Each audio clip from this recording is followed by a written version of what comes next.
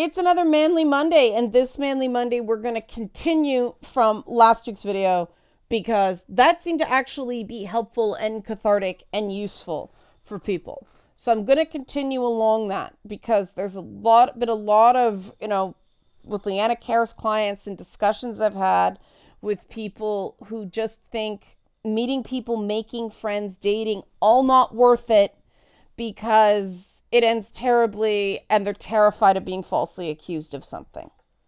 So I'm going to talk about, based on science, the most, common reasons why people make false accusations and what that means, including based on my own experiences, for the things that you should look for as a red flag when, you're trying to figure out whether you can trust a person. And yes, the stalker is informing a lot of this. There's going to be a lot of, these are things I should have caught and didn't. I'm not entirely sure why. So before I get to the science, I'll do the help to what this channel thinks. If you like this stuff, throw some support. That's how this stuff works. Help support this channel. Become a monthly patron, patreon.com/LeannaK, or buy a one-time Leanna Care session for someone who can use it but can't afford it. Ko-fi.com/LeannaK. Hopefully people can sort of get on a better footing based on this. Sometimes clients watch the video and it's a discussion topic for the one-on-one session. So it's a nice little 1-2 punch. So what I did was I pulled a study. It's a Dutch study from 2018. And it analyzes past reasons, past explanations that people had given, hypothesizing why people lie about things as serious as sexual assault. And again, the stalker I have lied about being a victim of domestic abuse. The specific things she's claiming happened didn't happen. And that story is consistent with this data, which is why it rings true to me. It checks the boxes. So let's get to that. I'm going to move this over. Interestingly, previously there was this idea that it was some sort of material gain. That let's go through here. One of the things they found that was an indicator that something was likely to be a false accusation is if somebody had a history of similar things. And that correlated very strongly. It's also important to keep in mind that a lot of cases have more than one motive, which is why this list doesn't add up neatly to, it was based on 57 cases. So it doesn't add up neatly to 57 because some of them were multiple reasons. But amazingly, material gain was only one of the cases. Emotional gain, which is a fascinating concept. Emotional gain was the vast majority. I don't know and unknown were the two remainders. That's how we get our 57 cases. 58 cases. Now that unknown 10 is a lot, but just the fact that actual material gain motive is so low has actually made me rethink the latest stalker attack, because I thought material gain was part of the latest lies about me, and it could be, but I actually think it's a byproduct of some of the others, because you'll notice the most common, by far, the most common subcategory of emotional gain was alibi. Now, what does alibi mean?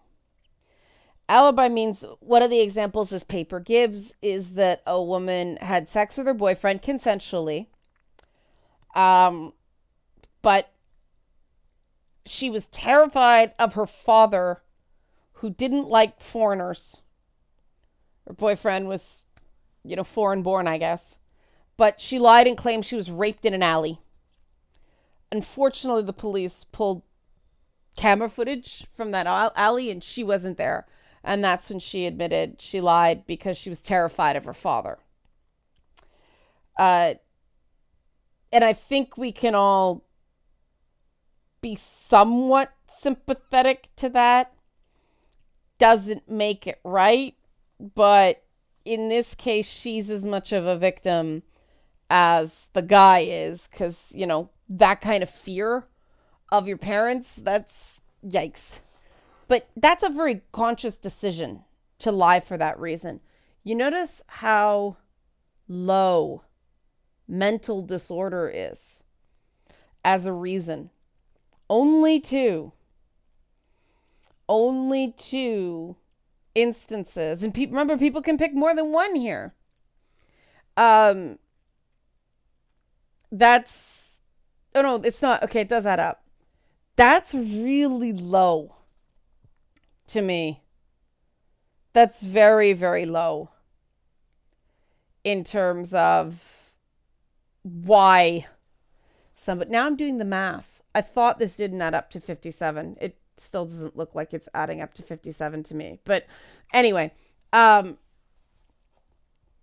of the things that I've been operating on with this stalker is the idea that she's clearly severely mentally ill.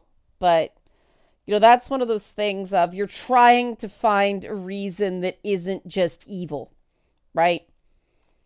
And sometimes the answer is just evil. And I know the statistic that people with mental illnesses are far more likely to be victims of these sorts of things than the perpetrators. Why? Because if someone has an identified mental illness, you're less likely to be believed, right? People write it off. Now, this stalker is mentally ill, but her communications of late indicate she's deliberately dancing around the truth with technicalities, which means she knows what the truth is. And that's what this data points to, right? Somebody may be mentally ill, and that may fuel the way a false accusation comes out. It may even provide motive for some of the other actual things like revenge, right? Like attention. But it's not actually the reason. And that's very important, because it's important to not, when we talk about some of the conditions that underlie false accusations, it's very important to recognize the vast majority of people who have these conditions don't do it. Especially if they're diagnosed and they're in treatment. They know they have this condition. They might have periods that are, broken from reality, but later on they're very embarrassed and they don't say with certainty what they said, during the episode. And that's really important to keep in mind, because getting a diagnosis, especially of a personality disorder, can be incredibly stigmatizing. And there are a lot of wrong diagnoses when it comes to this stuff. A lot of people get diagnosed with bipolar disorder at first, and it turns out to be something else. And some therapists, some doctors are hesitant to tell someone that they have a personality disorder because it's such a scary thing to deal with, and it's very stigmatizing. So I want to be very, very careful to indicate that I know and care about people who have personality disorders. They don't do this shit. In fact, they've been the victim of false accusations, and people used their mental illness against them. And so when, oh my God, this is a crazy person, colloquially, yes, their behavior is bad crazy because it doesn't make any sense in terms of it doesn't fit the facts. The evidence is against them, and yet they're still pushing the story. But what this data says is that these lies are done consciously, and there are motives for them. And that's important because that means you can avoid people who do this stuff, right? So with alibi, if they're making excuses about, why you're not meeting their friends, why you're not meeting their family, and you're worried about accusations, slow down. Because that, especially if they drop comments like, oh, my dad's a racist, or they don't know I'm gay. If you're worried about getting falsely accused, go slow. Because that's that alibi reason, right? Now with the stalker, this whole thing started because it was self-inflicted. She was embarrassed about it. She made up at least 3 different stories about why it happened. One, it was, a random guy on the street that attacked her. It was a home invasion. It was until they broke up, and then it was the boyfriend. So there we have the combo of, it started as alibi. It moved to revenge. And it is morphed into attention, which is the third. But I want to deal with this big I don't know number, right? Out of 38, it's 61 subcategories. So there are multiple reasons here. But of 58, 12 of them just didn't know why they did it. They don't know. And so it's very important to suss out someone's relationship with how important honesty is to them. Do they tell the truth even when it makes them look bad? Now, everybody shades the truth or doesn't tell the truth sometimes, right? Sometimes we're doing it to save someone's feelings. Sometimes we're doing it because we're in denial. But if you notice somebody lies for fun, that is not exciting. That is danger zone. Run, don't walk away, right? That's a red flag that a lot of us ignore because we give people benefit of the doubt and, she has reasons. The stalker did lie about things, and it was always, she's doing it because it's a career, she's an actress, everything like that. Whenever someone who is an actor says acting is about lying, I heard Katie Sackhoff say that once at a convention, trying to defend the whole lying to her cast members about whether her character was a Cylon. We lie for a living. Red flag. Red flag. That's all I see when I see her in anything now. Acting's not about lying. Acting is about, it sounds really cliche, but it's about believing something in the moment. It is a version of truth, right? The emotions you're channeling are real. You're just relating to things indirectly. So if someone thinks lying is okay, I get it. Guys feel this intense pressure to get laid. It's not worth it. It isn't worth it. It isn't worth it. if you're afraid of being falsely accused. So now on to the next one. Attention. And this is a thorny one, right? Because it's true.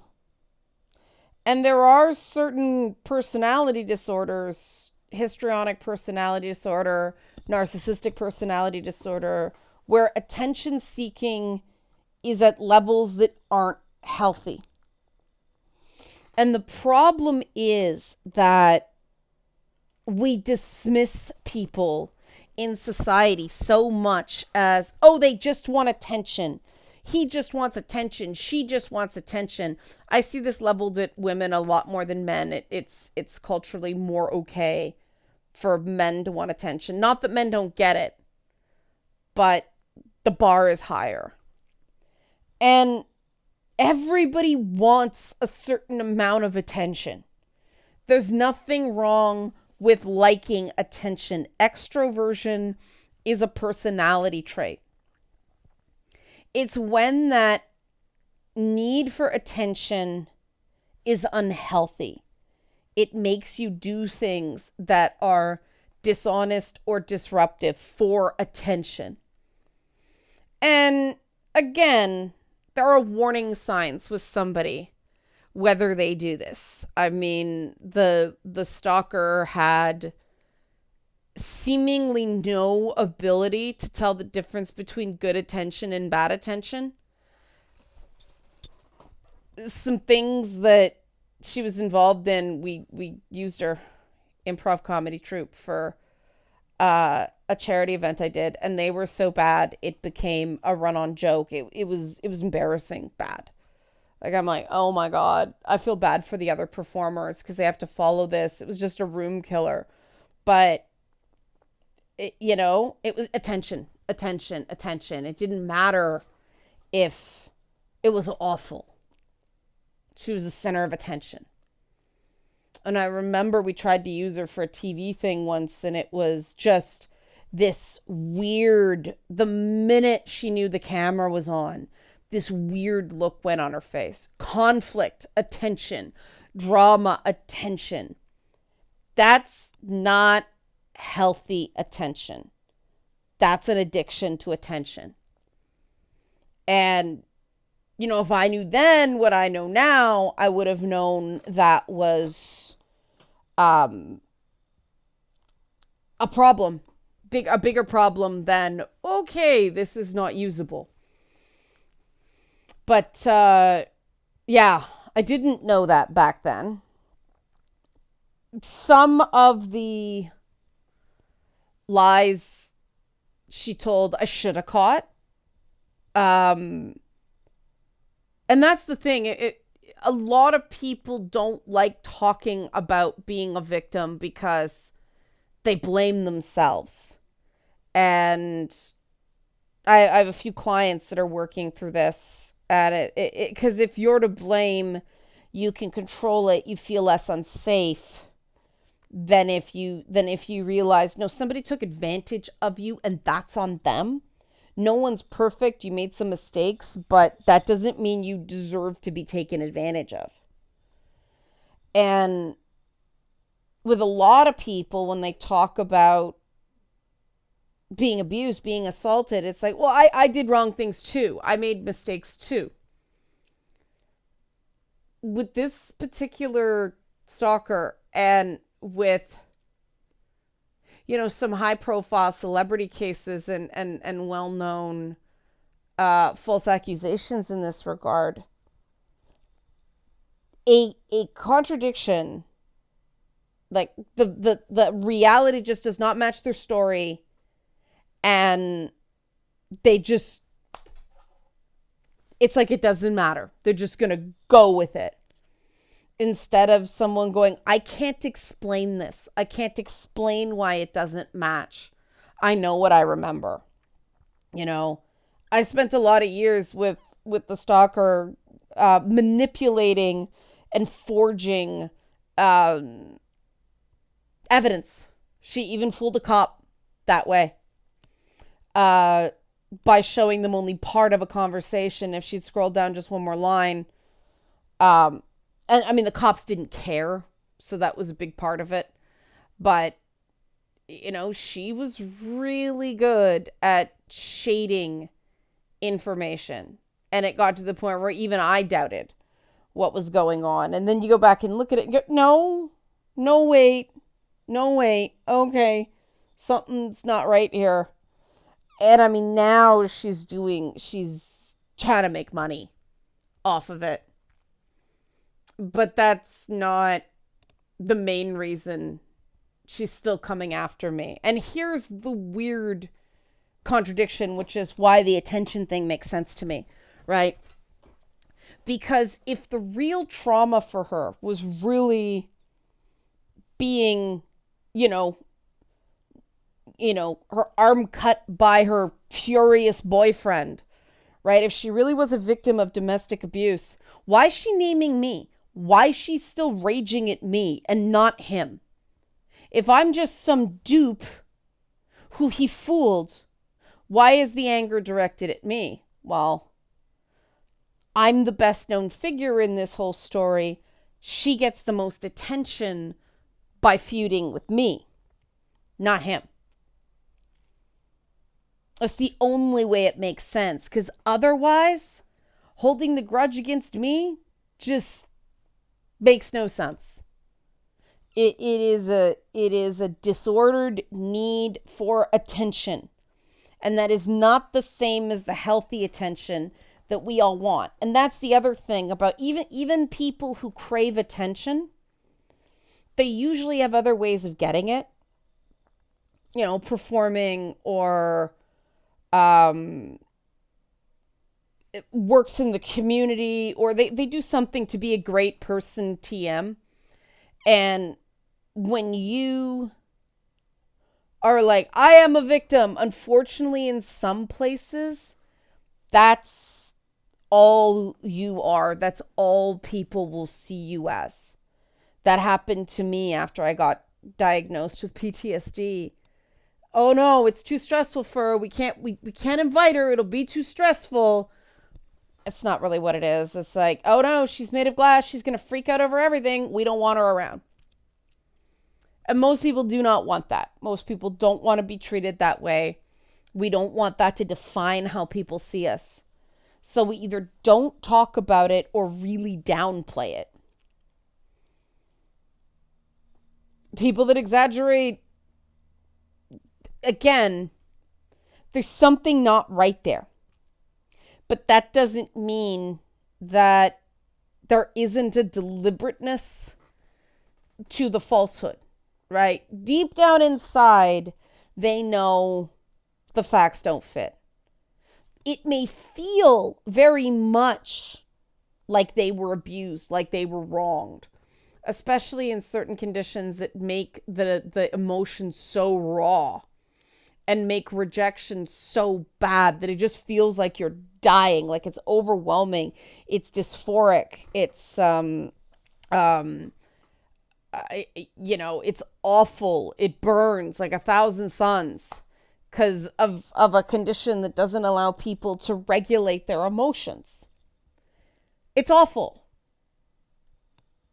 But there are ways to handle it that don't involve lying about someone, certainly not in public. And people who have conditions like borderline personality, who know they do and are working on it, don't do this stuff. They don't let it get so big. Now, what a cop told me once is that the most common way a false accusation to the police happens, that's not what happened in the case that I got stuck in. But in a lot of cases, somebody will say something, it'll start as that alibi element, or like a humble brag. Oh yeah, he attacked me. I couldn't stop him. He was all over me. That kind of thing. And a friend goes, oh my God, you have to report this. You're so brave. You have to report this. I'll go with you. And the friend will be overzealous, or the family will be overzealous. And the person continues the lie because it's now gotten so big and they're so embarrassed that they finally confess, but it takes way too long because they're caught and they don't want to admit to the people around them that went, oh my God, that it wasn't true. Which is why if you're supporting somebody who has been assaulted, don't push them to go to the police. And don't demand that someone must go to the police for you to take them seriously. That was a huge problem we had with this stalker of events that were in hotels were insisting on a peace bond to bar entry to this person. Her ex-boyfriend got one for a while. And so that was a bit of peace, literally. But they wouldn't bar somebody without a peace bond, and the police were saying, you don't need a peace bond for a private event. They reserve the right to refuse service to anyone. At least here, they are very, very hesitant to put those restrictions on someone because it restricts their movement. And if the problem can be solved by, well, you just aren't welcome here, they expect people to give a damn and deal with lawful but awful behavior. And too often organizations don't.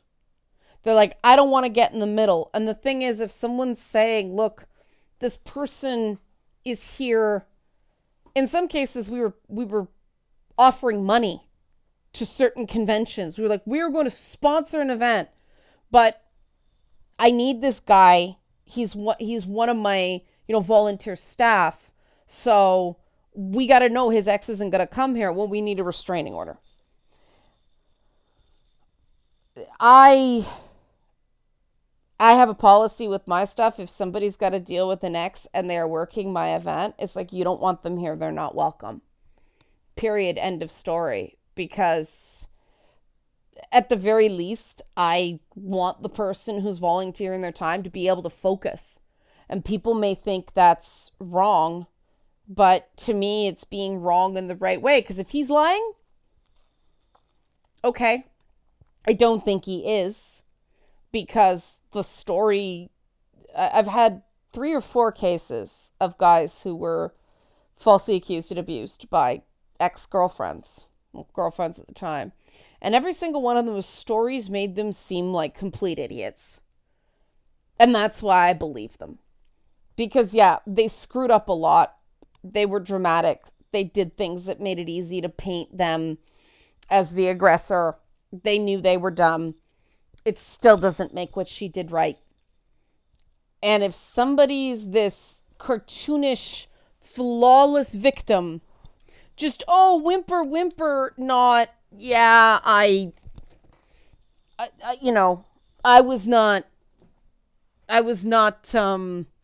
blameless. I mean, with me, I let the stalker provoke me into anger a few times, and it made me look bad, but I was just fed up with being pulled away from event running to deal with the bullshit again, and it's like, she did what? Can you fucking stop? Oh, she attacked me. Yeah, she got me, right? But that's not abuse. That's being grouchy, right? P.S. I attacked her because she stole her ex's cell phone, gave it to an accomplice so she could sneak it out of the building, broke into his house where he was living with his mother and sister, and left the phone in the bed. But I was the aggressor on that one. And that's the thing, that thing about prior bad behavior. If there's a history, and this is why I get so concerned when guys salivate over characters like Harley Quinn. And why I thought that one scene in the James Gunn Suicide Squad movie was so profound. Because those girls are bad news. And you can think they're exciting as all heck. And oh my God, she's actually going to fuck me. Oh, she's gonna fuck you, all right, but not just in the enjoyable way. Once you get that one, she's never going away because she needs attention. She is vengeful and she can't take rejection. And so those are the three things you want to watch for because, again, what's the things? An alibi. She's covering up something else. Check. Don't know. Just lies. This is just what she does. Attention and then revenge. Everything else, including mental disorders and regret. And regret and alibi are not the same. That's very important. Just because someone regrets having sex with someone doesn't mean they're going to say it's assault. It's covering up something else that is the big, big indicator. So as long as you keep an eye on those things, and there are warning signs, it's just I didn't know what to look for back in the day. And it wasn't my relationship. I got pulled into something else. So guys, protect your friends, because one of the things women like this do is they go after your friends. They try to drive them off, especially any female friends that have your back. She is not the only one. She's in communication with the ex of another friend who stabbed him and bit him. Yeah, they're openly communicating. That's not scary as shit. But,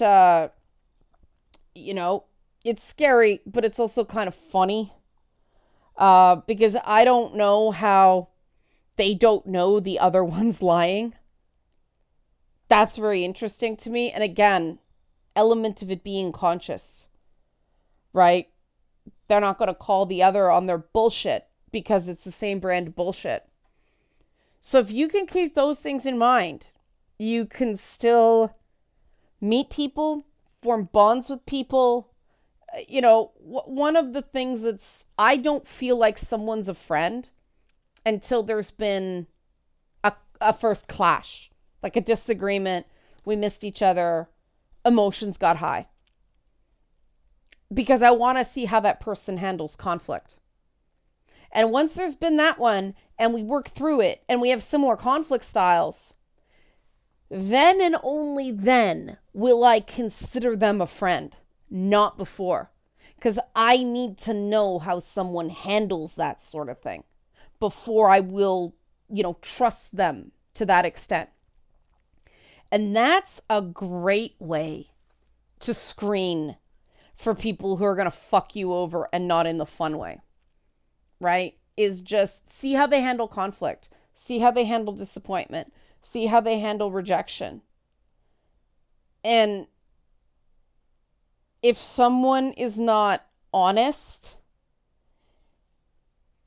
to me, they become much less attractive just because of that. Lying is ugly. It's one thing if they go, oh yeah, mom, you look great. God, I have to tell them this because she freaks out if I don't. They're owning it, right? They clearly don't like it. But if they think it's funny to lie to somebody, if they think it's clever or smart, run. Don't walk away. And that's the best way to avoid false accusations. Now, if you are already stuck with someone, start documenting things and make an exit plan. It isn't just women who the risk goes up for when they're planning to leave and right after they leave. This is how abusers abuse when they can't menace you physically. They get you through reputation, they get you through relationships, and they get you through the courts. And that's very real. So part of your exit plan is documenting things, making sure the people around you know what's going on so they can support you so you can get away safely. And if anybody's interested in how to leave an abusive relationship as a man, I can do a video on that, but let me know. I'm not going to touch that one until there's interest because that's dark, dark territory, right? But I hope you found the data on this interesting. And that whole attention thing is tough because, it's good to want attention. I wish I was better at wanting attention. It holds me back that I am so introverted. Song's great at she's much better at attention than I am. I am not good at it. But needing it to an unhealthy degree, that's something different. And we are so harsh on people who want attention for good things. Oh, they just want attention. Oh, they're just attention seeking. They're an attention whore. That we miss the bad actors who have an addiction to it. And that's one thing that everybody should watch for, right? There's nothing wrong with getting attention as long as you're not hurting somebody to do it. Help support this channel. Become a monthly patron, patreon.com/LeannaK, or buy a one-time Leanna Care session for someone who can use it but can't afford it. Don't forget about the workshop, How to Stop Beating Yourself Up. April 29th. That's a Saturday at 1 p.m. It's coming up this week. Thanks for watching Manly Mondays.